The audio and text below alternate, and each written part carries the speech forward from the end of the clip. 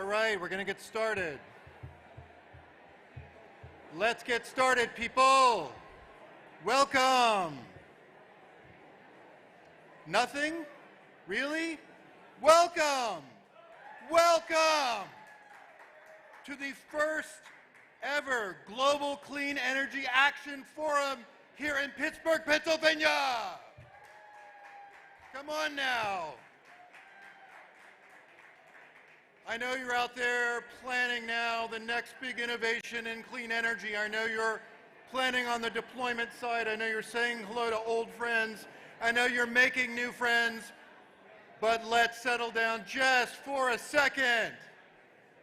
Let's get started. And hello to those people watching at home. All right. It's so great to have everyone here with us in the Heinz History Center in Pittsburgh. Again, first Global Clean Energy Action Forum. Okay, we got our speakers coming up in just a second. My name is Andrew Light. I'm the U.S. Assistant Secretary of Energy for International Affairs. I'm so glad to see all of you here after months and months and months of work, and to see a vision like this finally landing and becoming a reality. Give your all selves a hand of applause for getting here. Not only to talk about the energy problems we face now and the energy crises we face now, but to talk about the clean energy solutions which will not only deliver jobs, address climate change, but also deliver us energy security. This is incredibly important. In a moment, you're going to hear from U.S. Energy Secretary and my boss, Jennifer Granholm, Carnegie Mellon University President Jehanian, as well as Allegheny County Executive Rich Fitzgerald, and Pittsburgh Mayor Ed Gainey. David Sandilow, who was the founder of the Clean Energy Ministerial, and this meeting is built on the foundations of the Clean Energy Ministerial and Mission Innovation, and then expanded to become this amazing, wonderful thing that it is today, is also going to give us a history of how we got here. And towards the end, you're going to hear an amazing group of 3 young women who are just tearing it apart with respect to the clean energy future, which we all know is no longer an option, but an absolute necessity. And they're here to help to set us on the right path as we get through the next 2 days. So now, without further ado, I give to you the U.S. Secretary of Energy, Jennifer Granholm.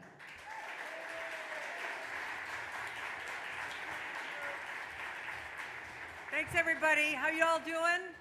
You have a glass in your hand. I was just asking the county executive if this area has any breweries powered by solar, and he says he's going to do the research on that tonight and get back to us tomorrow. So glad to welcome you all to this first ever Global Clean Energy Action Forum. We are here to do something bold. This is an amazing event.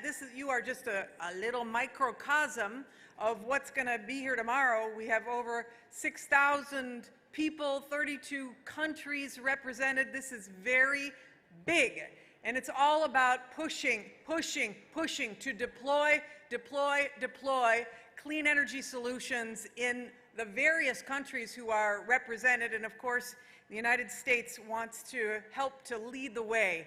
And we can now. Guess what? We've got energy legislation that we have passed, yes? Super excited about that, and I'm super excited that we are here in Pittsburgh. Of course, we chose Pittsburgh for a reason. Thank you. Pittsburgh, of course, is a symbol of a place-based strategy, a community that has transformed intentionally and with leadership that is second to none, which is why I'm so pleased to be able to thank the Allegheny County Executive Richard Fitzgerald, the Pittsburgh Mayor Ed Gainey, the Allegheny Conference and Community Development CEO Stephanie Pashman, and of course Carnegie Mellon University President, Mr. President Farnham Jehanian. Super glad for that leadership, because they stand on the shoulders of giants as well, of people who have made Pittsburgh rise from a very difficult time. And that will be a theme through this, because so many countries, So many cities have similar issues with respect to transitioning to something that is new and better, and Pittsburgh can show us the way. I want a special acknowledgement to my colleague and friend Herman Helashenko, who's the Minister of Ukraine. Where are you, Herman? Over here. Now, let me just say, Herman Helashenko, I visited Ukraine last year for Ukraine's anniversary for their independence, and who knew that here we would be 7 months into a war. That war is underscoring the importance of the message here at this conference, which is that as nations, we must be energy secure. And in order to be energy secure, we cannot rely upon the volatility of fossil fuels from petrodictators and nations who do not have our interests at heart. So the way to do this is to grow up our own homegrown clean energy. And in the United States, with the passage of the President's agenda, the Bipartisan Infrastructure Law, the CHIPS and Science Act, and the Inflation Reduction Act, we are doing just that. This combined is over $500 billion, $500 billion that the United States is going to be investing in clean energy solutions. Now you can plug, right? And this is, if the United States has learned a lot from watching what is going on in Europe as a result of the war in Ukraine, and the rest of the world is watching as well. And so our crisis makes us anxious, but it also fuels action. And that's what this forum is about. I don't want a bunch of blathering, not just out here, but in the conference, you know. I want this to be, we all want this to be a forum for action, to jump us into the future. So, you know, the volatility in the fossil fuel market could have halted our momentum. There are those who have been saying, oh, that clean energy economy, that renewable stuff, that just makes things more volatile, less sure. What have we seen? As Minister Helashenko pointed out in a panel we were just on, what could be less volatile than what they're experiencing? It is renewable energy. When you see the prices continually move, but they're going down. And of course, the volatility of the fossil fuel market across the world now demonstrates as a foot stomp on how important this is. It steeled our resolve. So, I want to thank all of you who are leaders in your countries, because you have seized this. You are ministers. You are working to make sure this happens across the globe. We want to learn from you. We want to partner with you. I'm excited that we are going to be announcing, as part of that cooperation, our efforts on technologies that will help move us all forward. It's part of collaboration and competition, or cooperation and competition, which can also be called co-opetition, as many have said. We want to work together. And tonight we are announcing that we're coming with a few announcements, but tonight is the first. We have, at the Department of Energy, launched a series of what we call Earth Shots, which are technology reaches to be able to bring down the cost of next generation technologies so that we can take them to scale. Tonight, we're announcing that we are launching an industrial heat energy Earth Shot. It's the latest in our series of Earth Shots. This will be the 6th one. The first one was on making sure we bring down the cost of clean hydrogen to be $1 for 1 kilogram within 1 decade. We have also launched an Earth Shot to reduce carbon dioxide, so a carbon negative shot to reduce the cost of those technologies. Long duration storage, which we need to make sure that renewable energy is as dispatchable as possible, bringing down the cost of long duration storage by 90%.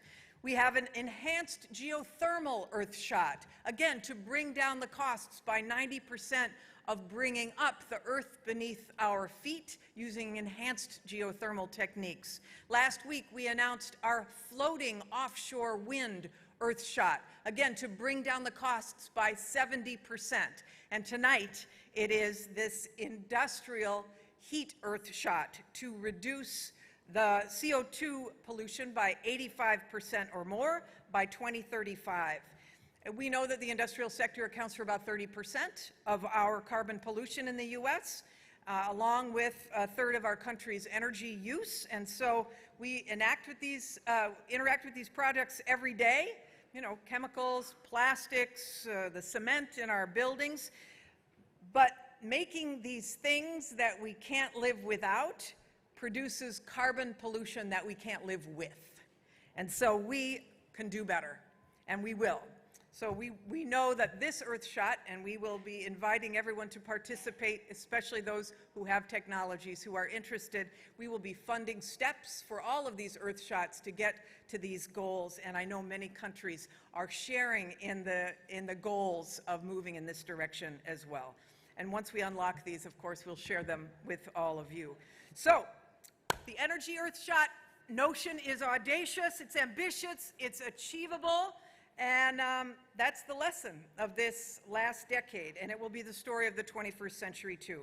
To quote an American poet, Emily Dickinson, "We never know how high we are until we are called to rise.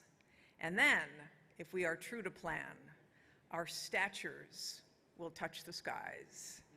At this Global Energy Action Forum, we are all called to rise. Let's see how high we can reach. And with that, it's my pleasure to welcome Carnegie Mellon University President Farnam Jahanian to the stage. President Jahanian, will you answer the call?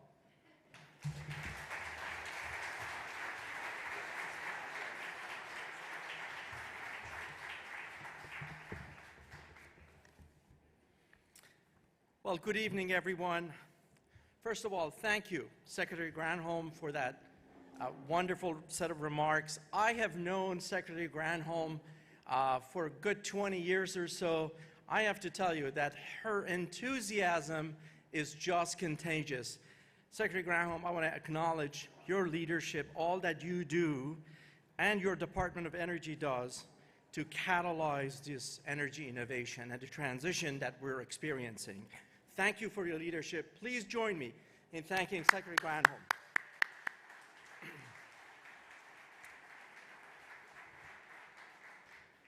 Carnegie Mellon University is honored to serve as the host partner for the Global Clean Energy Action Forum.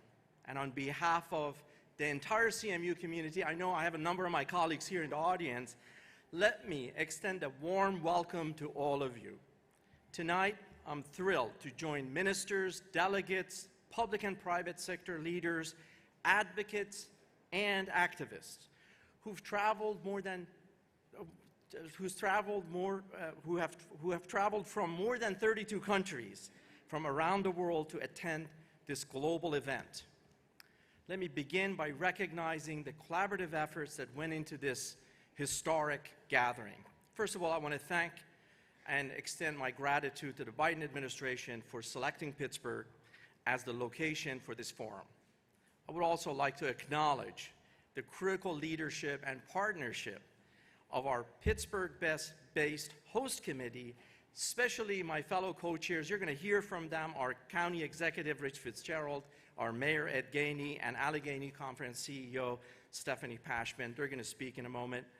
The host committee represents leaders from across southwestern Pennsylvania, all deeply committed to a more sustainable energy future.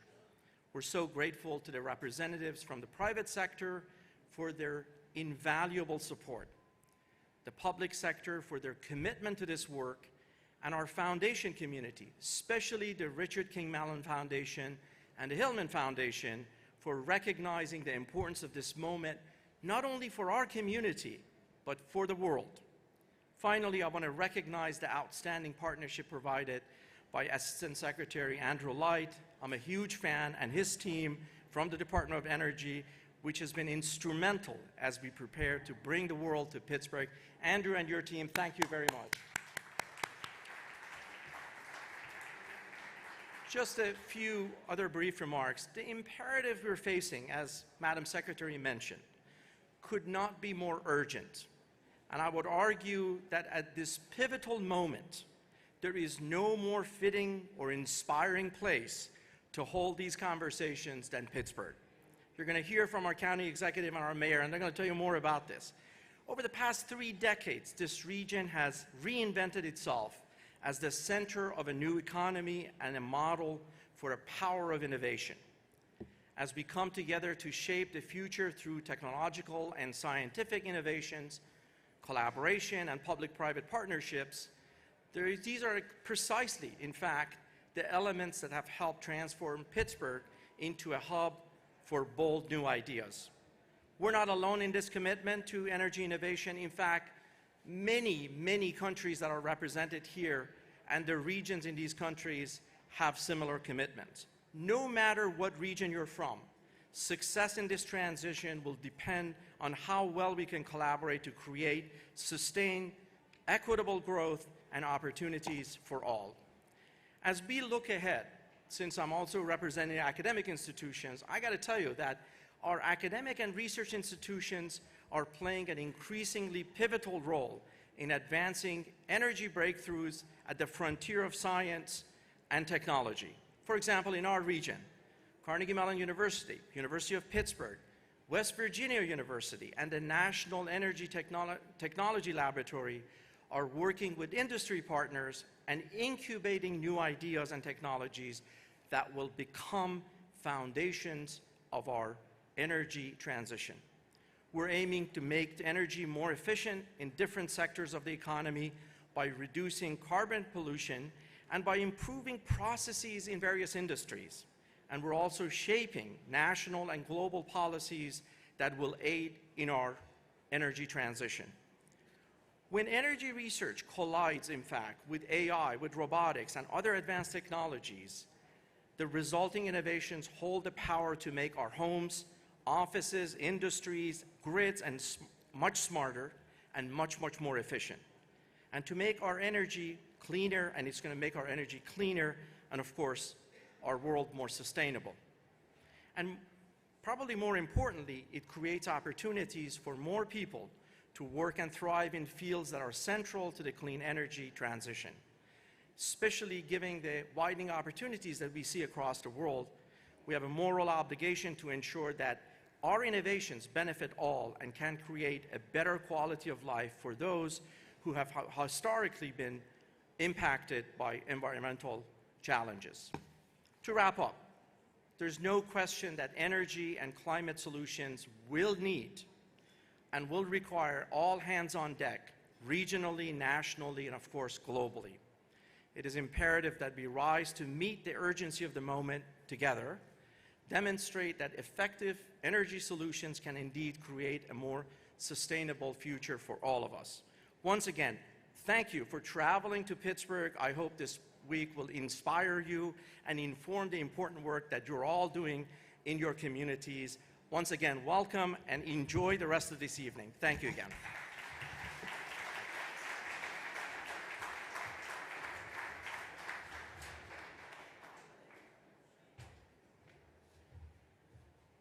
Thanks so much, Farnham. I got to tell you, it's been a real fantastic experience working with your team to put on this first ever Global Clean Energy Action Forum. Carnegie Mellon is an awesome place. We're hiring a lot of people at the Department of Energy now to deploy, as the Secretary says, and I got to tell you, every time I see a CMU graduate cross my desk, I know these people know the technology, know the policy. You've really learned how to put them together in an incredibly impressive way. I'd now like to bring to the stage Allegheny County Executive Rich Fitzgerald and Pittsburgh Mayor Ed Gainey. Applause, please.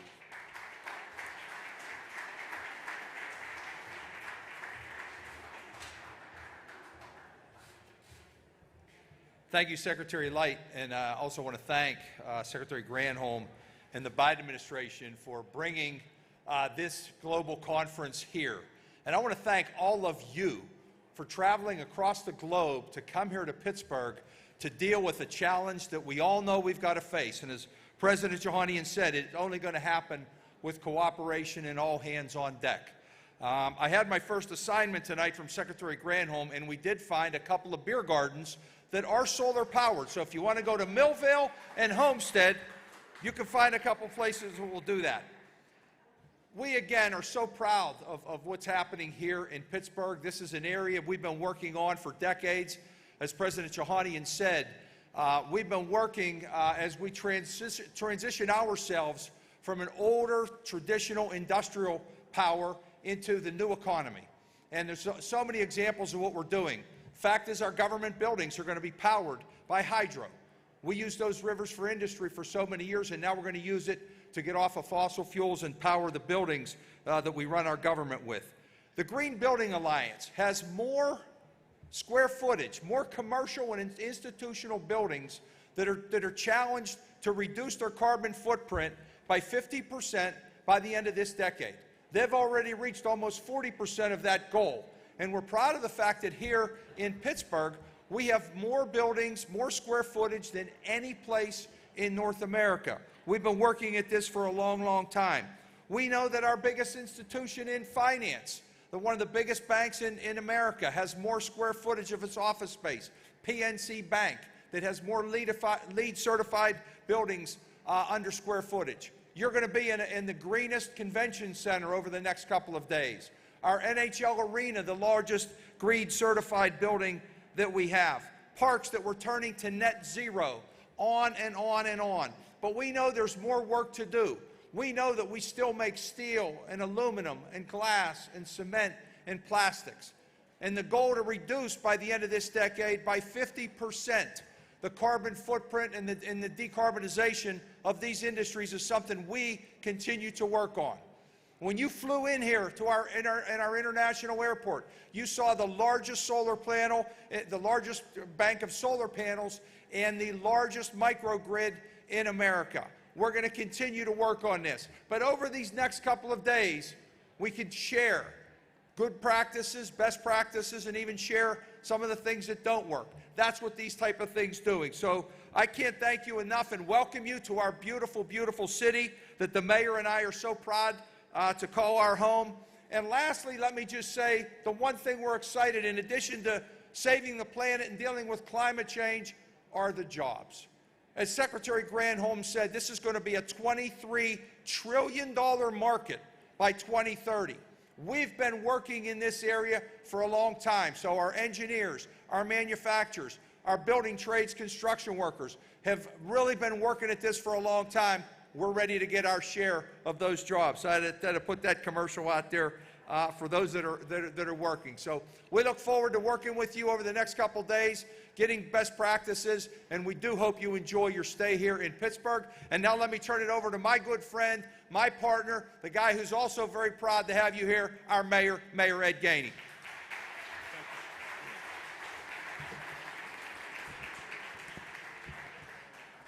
Good evening, everyone. Let me move this out the way.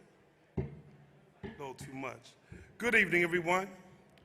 Let's say this again. We're here to celebrate. We're here to come up with solutions and find a way to save our planet. Let me start this again. Good evening, everyone. How are you? There we go. There we go. I want to take the opportunity to welcome everyone to the great city of the city of Pittsburgh. Thank you for being here. I want to thank the Biden administration for selecting this city. We are so honored to have everyone here. We are excited to showcase our city and to host the Global Clean Energy Action Forum. Thank you for choosing the city of Pittsburgh. Before I begin, I want to take a moment to recognize U.S. Secretary of Energy, Jennifer Granholm. Thank you. Can y'all give her a round of applause? Come on, can you stand up? Let's stand up. Come on. Thank you. Thank you for being here today. And thank you what you've done to help bring this to Pittsburgh. I want to truly, as the mayor, say thank you. And I also want to take this time to say thank you to the distinguished CEMs and MI member countries and the heads of their countries. I also want to acknowledge the members of the Global Energy Action Forum host committee, and my fellow host committee co-chairs. And welcome to all the business and international organizational leaders throughout the world. Welcome to our city today. People often ask me, why Pittsburgh? So many times they ask, why has the world descended on the city of Pittsburgh? And I say, you know what? I'm so thankful you asked that question. I am so grateful to be able to answer that we are here to build a better world for our children, that we have always been a city that has transformed our economy from steel to technology. We got a story to tell of how we advanced our economies through our universities, continue to build a city for our children. That's what we're here to do, to talk about the environment and how we protect it. In a world where our leaders are committed to addressing the threat, the reality of climate change. Southwestern Pennsylvania is a global innovation hub, and for decades we've led the way on green building designs and the adoption of sustainable guidelines across our public and private sector. And in the words of Secretary Granholm, Pittsburgh is a town that exemplifies how a legacy of energy and industrial-dependent economy can be transformed into the technology and innovation powerhouse of the world. In every respect, our region has demonstrated a desire and capacity to build a green future. And we look forward to the true clean energy proposals that will come from your discussions over the next 3 days. Pittsburgh has a long history of delivering for the world, and we know that. And that's why we're excited about you being here. We are the Steel City. We are Uniontown, and we will be the city that leads the world in the transition to a green energy economy. Across Pennsylvania, and right here in Allegheny County, communities are doing everything they can to immediately disrupt the damage of climate change and make sure we ensure the type of planet we want the future generations to enjoy. Thanks to the extraordinary work of our elected officials, can y'all give Rich Fitzgerald a big hand? Alongside the tireless work and dedicated activists, the city of Pittsburgh has a ban on fracking that won't ever be changed. We are preparing our students to thrive in the 21st century economy by building partnerships with our Pittsburgh public schools, our unions, our corporate leaders in technology and robotics through a program that we are establishing called Pittsburgh's Pathways to Prosperity. We should not leave one child behind as we begin to transition into a new economy. It is up to us, the leaders of the region, to make sure that our children are incorporated in this new economy.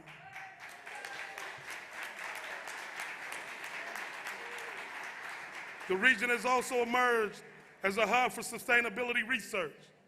Thank you to our world-class universities and the extensive partnerships that they have formed with the public and private sector. President Farnham, can you stand up?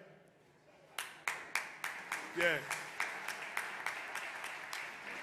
I just want to take a moment, because I've never seen someone work as hard as he's worked to pull this 3-day seminar off. He came to me and said, look, we need to make sure that we have every leader in this region a part of this seminar so that they can understand that Pittsburgh can be the leader in the new economy. For that, don't sit down, stand up and receive that applause.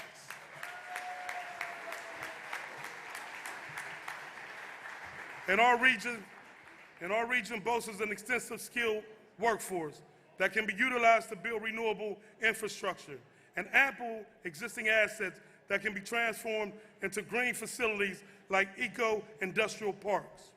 Across the world, we need clean energy solutions. We need them now. We need them right now.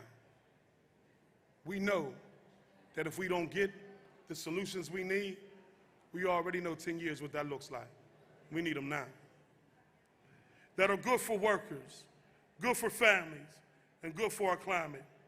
We hope and expect that the Clean Energy Ministerial will focus on investing in true clean energy strategies like renewable energies. This body has a great opportunity to use its platform and power to endorse the type of bold actions and solutions that takes us in the right direction. Renewables are cheap, safe, and clean. Investing in renewables leads to good-paying jobs and a healthy environment. And I want to emphasize, healthy environment. And building our renewables will bring tens of thousands of jobs to our state, as you heard Rich Fitzgerald talk about. In Western Pennsylvania, our abundance of water resources provides the perfect condition to develop and deploy next generation zero carbon, green hydrogen technology to power the future. Pittsburgh's workforce is well equipped for the advanced manufacturing necessary to build solar panels and wind turbines, thanks to our strong unions. We can have a healthy economy and a healthy climate.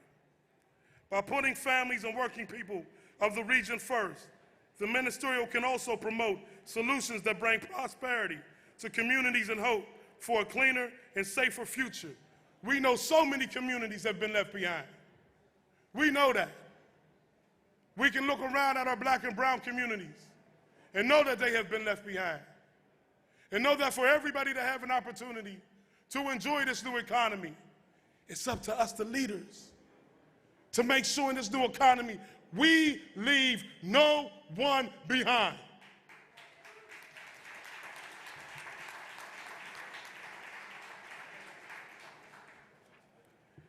I will end with this because there's so much to say. I'm so thankful you're here, but I'm more thankful for the solutions that you'll bring. It's a great opportunity for the world, and to have you in the city of Pittsburgh demonstrates exactly how you see us, and I want to say thank you. I want to thank each and every one of you for being here. Now, we got a saying in this city, because we mean what we say. And when we set an objective, our whole aim is to go get it. So let's go get it.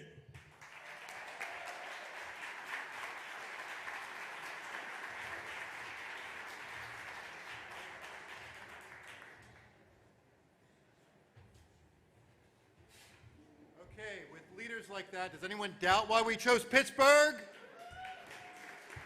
All right.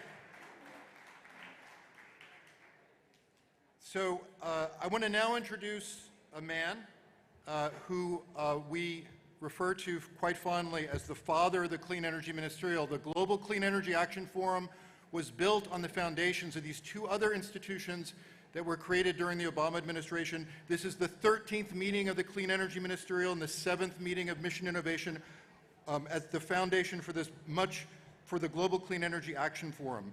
He is also my predecessor as one of the former Assistant Secretaries of Energy for International Affairs. There's not a day that I don't go by where I look at a problem and I go, I wonder what David would do in a situation like this. So everyone, David Sandalo of Columbia University. David.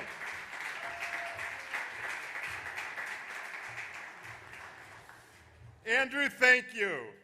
Thank you and your incredible team for all your leadership here. Secretary Granholm, thank you. It's amazing how your vision and leadership is changing the world. And how about this Pittsburgh Host Committee? Unbelievable. Mr. Mayor, Mr. County Executive, Mr. President, thank you. I'm ready to go to that solar-powered beer garden. I'm going to sneak away tomorrow. Just let me know when we're going. I'm there. So my assignment is to briefly tell you about the history of the Clean Energy Ministerial Mission Innovation. So it has now been 12 years since I walked into the office of the Secretary of Energy of the United States and suggested the idea of a clean energy ministerial. And the idea was simple. The idea was, let's for the first time hold a meeting in which energy ministers from around the world come together and talk about only clean energy. That's the only item on the agenda. My boss at the time, Stephen Chu, the Secretary of Energy, was very excited about clean energy, but he was not immediately enthusiastic about this idea. He said to me, sounds like a lot of talk. Tell me, will this really make a difference? And so along with a great team, some of whom are here today, we took up Secretary Chu's challenge. And several weeks later, we came back to him with an idea of an international meeting that would be focused on action. The ministers would not come together to negotiate communiques. They would come together to launch programs. They would come together and every country would initiate a program in an area that they were interested in. Any other country that wanted to join could do it.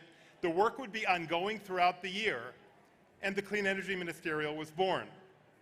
So the first Clean Energy Ministerial was held in 2010 in Washington, D.C. More than 20 ministers and senior officials attended from countries around the world. Initiatives on energy efficiency, renewables, promoting the role of women in clean energy were all announced. And at that meeting, I'll never forget it, the energy minister of the United Arab Emirates, an OPEC country, came up to me and said, "Could we host the second one?" And I thought, that is a very interesting idea. That shows that this transition is happening. And so the second Clean Energy Ministerial was held in Abu Dhabi, the third in London, the fourth in Delhi, and the SEM, as it's come to be called, was off to the races. Then in the years that followed, two of my heroes, Bill Gates and Ernie Moniz, began working together closely on an idea for mobilizing capital for clean energy innovation. And from their dialogue with each other, with Prime Minister Modi, and with global leaders, Mission Innovation was born. It was announced at COP21 in Paris. So I think this is a good opportunity to briefly ask, has the Clean Energy Ministerial met Secretary Chu's challenge? Has it really made a difference? I think yes, in many ways. Incredible work on energy efficiency, improving energy efficiency standards in India, South Korea, Chile. Incredible work promoting renewable energy with auctions and advice for auctions. The Clean Energy Solutions Center has fielded hundreds of questions on clean energy solutions around the world, and I could go on and on, but beer at a solar-powered garden is much more interesting. Meanwhile, Mission Innovation has mobilized billions and billions of dollars for clean energy innovation investments from the public sector, from the private sector, and around the world. And here we are today, with the vision of Secretary Granholm, of Assistant Secretary Light, and many others around the world. The Global Clean Energy Action Forum is being launched. Congratulations on this great innovation. So just in closing, the world has changed a lot in the 12 years since we launched the Clean Energy Ministerial. The cost of solar power is down by 85%. The cost of onshore wind energy by 59%. Offshore wind energy is down by 71%. Lithium-ion batteries are down by 89%. It's amazing to think that in 2010, when we held the first Clean Energy Ministerial, you could count the number of plug-in electric vehicles on the roads in the world in the tens of thousands. Today, we're at about 20 million, ladies and gentlemen, and that is growing fast. And by the way, the United States is going to be, and is already, and is going to continue to be a global manufacturing center for electric vehicles. We're building up a supply chain here. It's going to be a remarkable center for activity in this area. You know, these changes are a great start, but the work, let's all pause to realize that the work of a clean energy transition is going to take a generation or two. You don't change a global economy overnight. We urgently need, in my prepared remarks, I wrote, the first urgent change we need is change in low-carbon industrial processes. Little did I know that Secretary Granholm was going to walk on stage and make a major announcement on exactly that topic. And this new earthshot on industrial heat has tremendous promise. It's incredibly exciting. But we need innovations in that. We need clean hydrogen production innovation, sustainable aviation fuels, carbon dioxide removal, and much more. We need massive deployment of electric vehicles, including bidirectional chargers that collect electric vehicles to the grid. We need training for the workforce of the future in the clean energy economy. We need, let's absolutely. Because those jobs are good, and those jobs are going to be around for the lifetimes of people coming out of school right now. And we need public-private partnerships to help mobilize capital needed for the clean energy transitions. The Clean Energy Ministerial, Mission Innovation, and the Global Clean Energy Action Forum all have important roles to play. Thank you for the invitation to join you today. Good luck in your meetings. Thank you.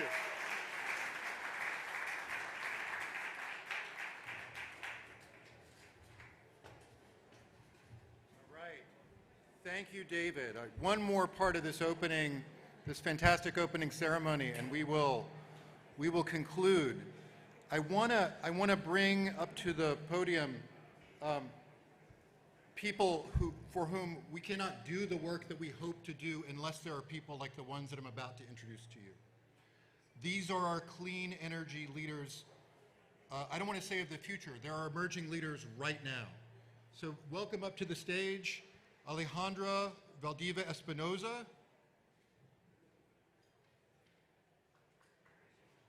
Alejandra? Great. Alejandra comes from us from Peru. She is the head of the Youth Network for the Energy Transition. Dr. Esther Harim-Hu is the head of Industry for Solutions for Our Climate, which is a climate advocacy on the left there, an NGO based in South Korea. And Dr. Lorene Maraway is the founder and CEO of Hertha Metals, a U.S. startup focused on manufacturing iron and steel with 95% less emissions than we have today. So you heard some of the history from my brother David. Now, I want you to hear from these incredible women who represent the diversity of people and regions that are represented at this meeting and really are here to challenge us, frankly, to make sure that this is not another talk shop. This is a do shop. This is a place where we get together and we find the solutions that work and that get us to close those gaps that we know before us. So I want to start first with Esther, if I may. Esther, you studied in the UK and China and now work for a South Korean NGO focusing on decarbonization of emissions-intensive industries. Why did you make the journey here to Pittsburgh, to GCEAF? And in your view, how should the public and private sectors best be working together?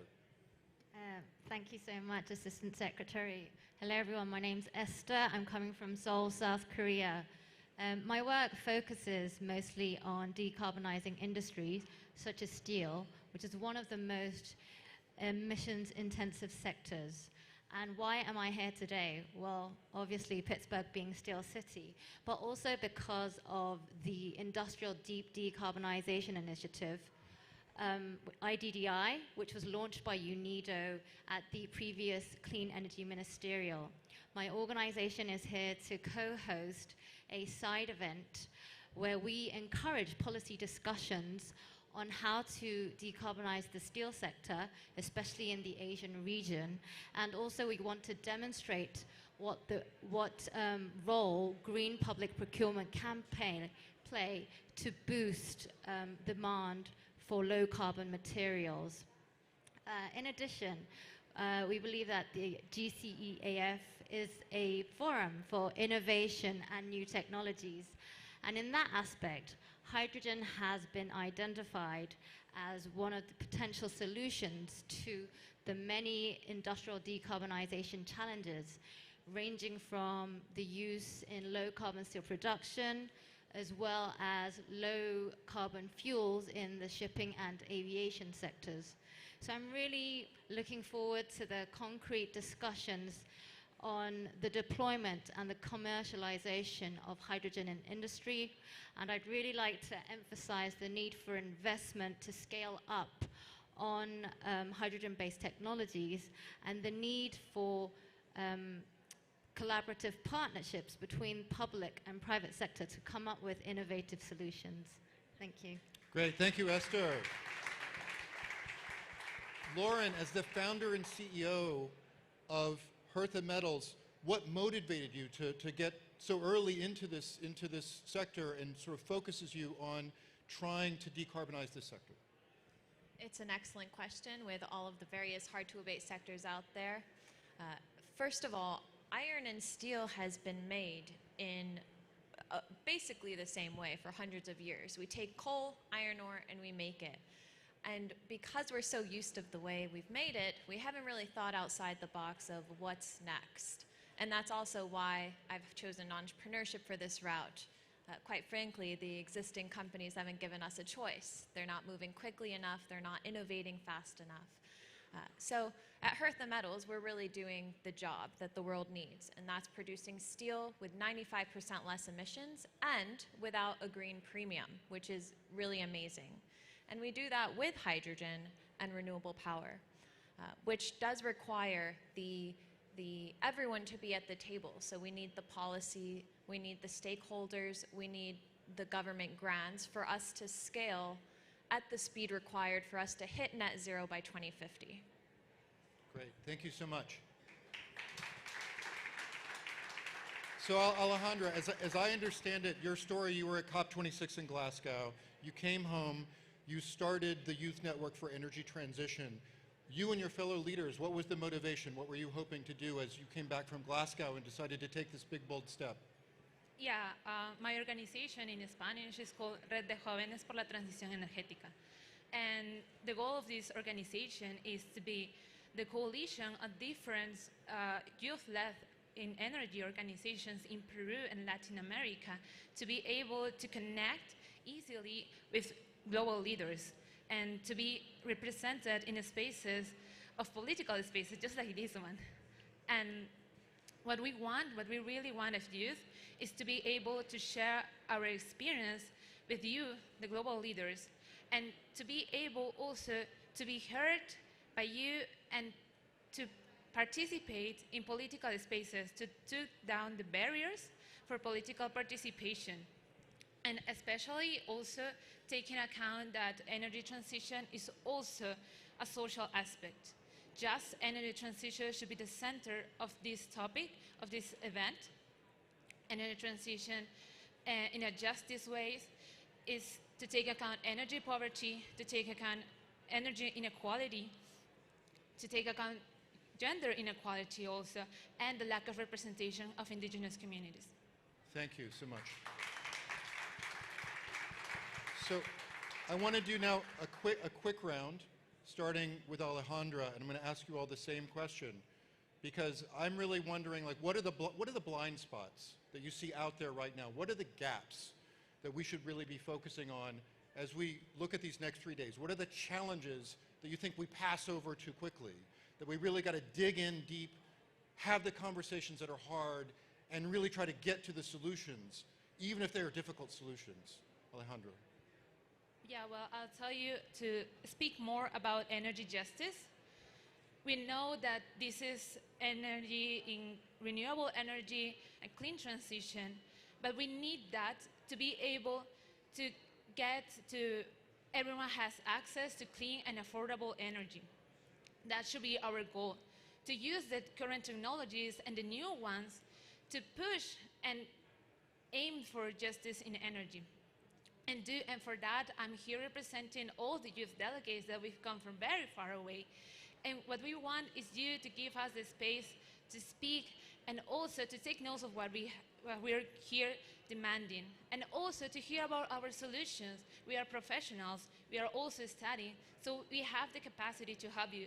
So please let us help you. Great. Thank you. Lauren. That's excellent. Same question. Yes. So first of all, I am not just an engineer, I'm a businesswoman, and I understand that the cost of not addressing climate change outweighs the investment required today. So the blind spot is that it's going to require significant investment just for piloting some of these solutions, such as steel mills or new cement mills, right? And those pilots won't always generate revenue because they're not at commercial scale.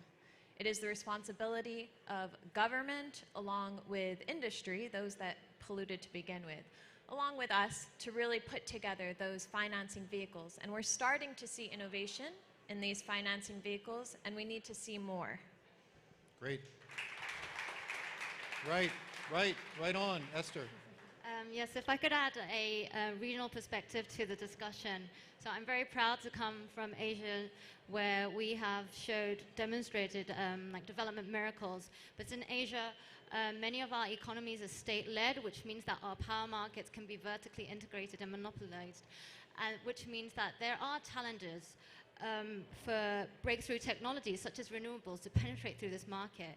And hence, we would like to see more policy enablers to increase the access of renewable energy. Fantastic. Thank you. Give them a round of applause. All right. Thank you so much. This is just a small taste of what we have over the next couple days here. So please, we're so glad you're here to join us all in this amazing place in Pittsburgh for the first Global Clean Energy Action Forum. Over 6,000 people here on the ground. Over 30 countries. They keep hearing another country's here every 5 minutes. I think we're up to 35 now. 400 energy CEOs, thousands of you here, tens of thousands watching online. Please watch online on the sessions that start early tomorrow morning. And so this brings our opening session to a close. Thank you for joining us here at the Heinz History Center. Please join us tomorrow morning for the call to action for the first session. Thank you so much.